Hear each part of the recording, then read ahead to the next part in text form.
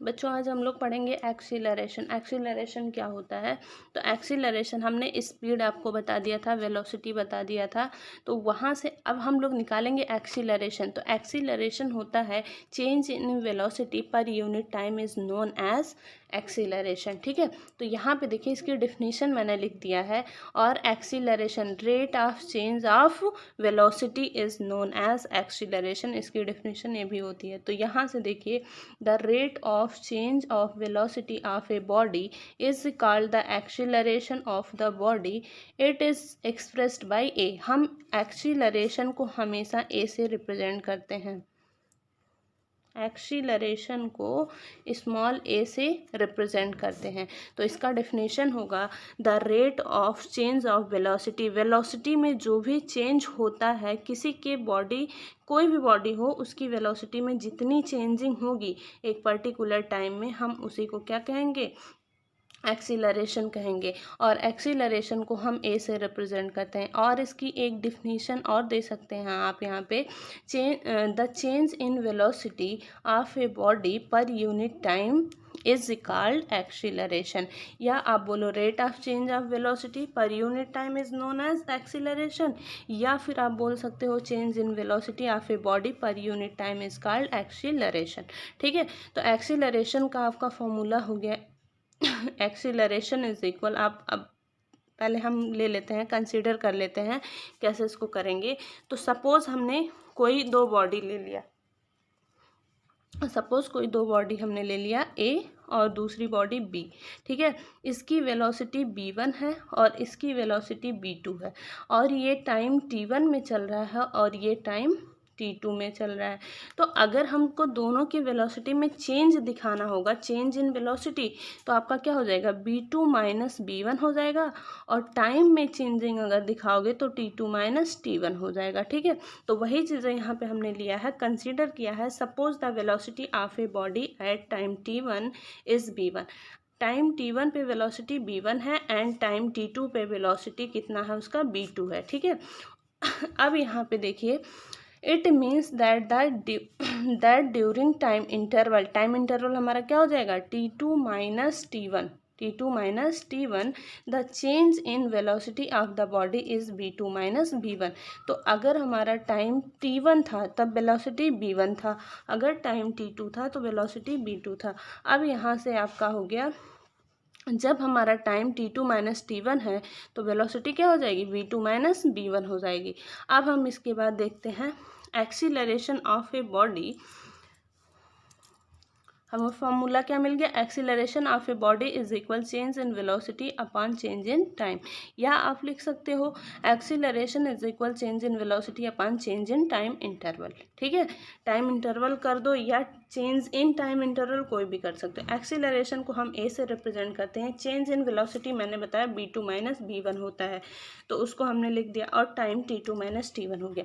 अब आपको ये पता होना चाहिए कि b2 माइनस b1 को ही हम डेल्टा बी बोलेंगे और t2 माइनस t1 को हम डेल्टा टी बोलेंगे। ठीक है, तो यहाँ से देखिए आप इस चीज़ को यहाँ कन्वर्ट कर सकते हो। तो यहाँ पे b2 माइनस b1 को डेल्टा बी और t2 माइनस t1 को आप क्या लिख सकते हो? Delta T. Wire delta v is equal आपका b2 माइनस b1 और delta t is equal t2 minus t1 हो गया। यहाँ से ये आप नोट कर लीजिएगा, आप अपने उसमें कॉपी में, फेयर कॉपी में इसका नोट्स भी बना लीजिएगा। अब इसके बाद हम आगे आपको बताते हैं। इसके बाद नेक्स्ट है हमारा, अगर हमको acceleration initial and final velocity के टर्म में बताना हो तो हम कैसे करेंगे? तो हमको पता है we know that acceleration is equal change in velocity upon time interval और चेंज इन वेलोसिटी होता है। तो आपको पता है चेंज इन वेलोसिटी, पहले कोई भी बॉडी ए है, फिर उस दूसरा b है, इसका b2 वेलोसिटी है, इसका b1 वेलोसिटी है। तो जब हम चेंज इन वेलोसिटी देखते हैं तो वो क्या हो जाता है? b2 माइनस b1, यानी कि ये इनिशियल था और ये आपका फाइनल हो गया। ठीक है, ये इनिशियल और ये फाइनल वेलोसिटी है। तो यहाँ से हम इसका निकाल सकते हैं b2 माइनस b1, तो क्या हो जाएगा? Final velocity minus initial velocity. Final velocity को हम b से रिप्रेजेंट करते हैं एंड इनिशियल वेलोसिटी को हम u से रिप्रेजेंट करते हैं, small u and small b। Final velocity को small v and initial velocity को स्मॉल u से रिप्रेजेंट करते हैं। देन चेंज इन वेलोसिटी क्या हो जाएगा, b माइनस u हो जाएगा। b मतलब फाइनल और u मतलब initial, therefore acceleration b minus u upon t हो जाएगा और टाइम इंटरवल आपका t रहेगा। ठीक है, तो a is equal b minus you upon T हो गया। अगर हम कहें कि आपका इनिशियल वेलोसिटी जो है अगर आपके वेलोसिटी में कभी भी चेंजिंग ना हो, अगर वेलोसिटी में कभी भी चेंजिंग ना हो तो इनिशियल वेलोसिटी ही आपका फाइनल वेलोसिटी के इक्वल हो जाएगा। कोई भी फाइनल इनिशियल के इक्वल हो जाए या इनिशियल फाइनल के इक्वल हो जाए, तो वही हमने नोट करके लिखवाया है कि when the velocity of a body does not change, that is final velocity is equal to the initial velocity, then अब फाइनल इनिशियल के इक्वल हो गया तो u इज इक्वल आपका b हो गया।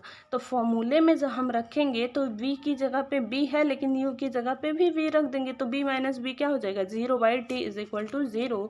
तो इसका कंक्लूजन क्या निकला, thus if the velocity of a body does not change, its acceleration is 0, तो उसका एक्सीलरेशन क्या मिलेगा, 0 मिलेगा। अब हम लोग देखते हैं यूनिट ऑफ एक्सीलरेशन। तो हमने बताया था किसी की भी यूनिट निकालनी हो तो हम फॉर्मूला रखते हैं। तो फॉर्मूला है यूनिट ऑफ एक्सीलरेशन, हमको पता है वी नो दैट, यहाँ पे लिख देंगे वी नो दैट ठीक, a is equal b minus you by T. आपको पता है ये आपकी क्या है, चेंज इन वेलोसिटी। वेलोसिटी का फॉर्मूला क्या होता है, डिस्टेंस अपॉन टाइम। तो जब हम यूनिट निकालेंगे तो डिस्टेंस अपॉन टाइम है, तो हम पहले इस इक्वेशन में पुट करेंगे v की जगह पे डिस्टेंस अपॉन टाइम करेंगे, तो डिस्टेंस हमारा क्या होता है, डी बाई टी होता है। अब यहाँ से डी बाई टी की वैल्यू हम वेलोसिटी की जगह पे बी माइनस यू की जगह पे रख देंगे, तो acceleration is equal D by T upon T.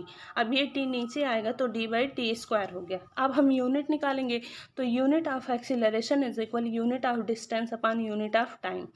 ठीक है, अब यूनिट ऑफ डी आपको पता है, डिस्टेंस की यूनिट क्या होती है, मीटर होती है, और टाइम की यूनिट सेकंड होती है, तो सेकंड स्क्वायर हम यहाँ करेंगे क्योंकि टी स्क्वायर है। ठीक है, तो ये आपका unit of acceleration metre per second square हो गया। ठीक है, अब यहाँ से देखिए the SI unit of acceleration is metre per second square. देखिए वेलोसिटी की यूनिट होती है, वेलोसिटी की यूनिट होती है मीटर पर सेकेंड, स्पीड की यूनिट होती है metre per second, and acceleration की यूनिट होती है मीटर पर सेकेंड स्क्वायर। इसको आप ध्यान में रखिएगा कि velocity metre per second, speed metre per second, acceleration metre per second square होती है। अब आप लोग यहाँ तक इसी वीडियो से आप लोग नोट्स बना लीजिएगा, और इसके बाद हम uniform acceleration, non uniform acceleration, negative acceleration, positive acceleration आपको बताएंगे। तो ये आप लोग इसको कंप्लीट कर लीजिएगा। यहाँ से ये एक्सीलरेशन था, ये आपका क्वेश्चन था। आप वीडियो देख के आप इसको कॉपी कंप्लीट कर लीजिएगा।